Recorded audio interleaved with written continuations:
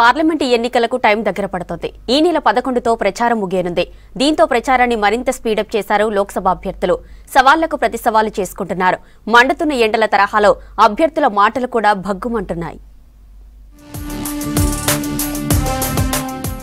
లోక్సభ ఎన్నికల polling time దగ్గర పడడంతో జాతీయ పార్టీల నేతలంతా రాష్ట్రంలో ప్రచారంపై ఫోకస్ పెట్టారు. ఇప్పటికే పలువురు జాతీయ నేతలు రాష్ట్రంలో ఎన్నికల ప్రచారంలో పాల్గొన్నారు. వచ్చే వారం రోజుల్లో వివిధ పార్టీలకు చెందిన అగ్రనేతలు రాష్ట్రానికి రాబోతున్నారు.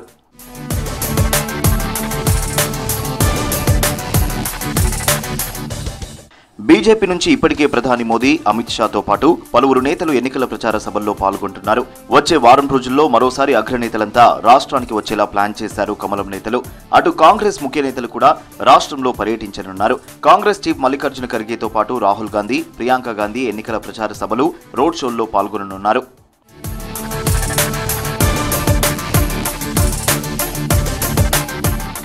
బీఆర్ఎస్ అధినేత కేసీఆర్ ఇప్పటికే బస్సు యాత్ర పేరుతో రోడ్ షోల్లో పాల్గొంటున్నారు. మాజీ మంత్రులు హరీష్, కేటీఆర్ రోడ్ షోలతో అభ్యర్థుల తరఫున ప్రచారంలో పాల్గొంటున్నారు. వచ్చే వారం రోజుల్లో క్యాంపెయిన్ను మరింత స్పీడప్ చేయాలని నిర్ణయించారు గులాబీ పార్టీ లీడర్లు.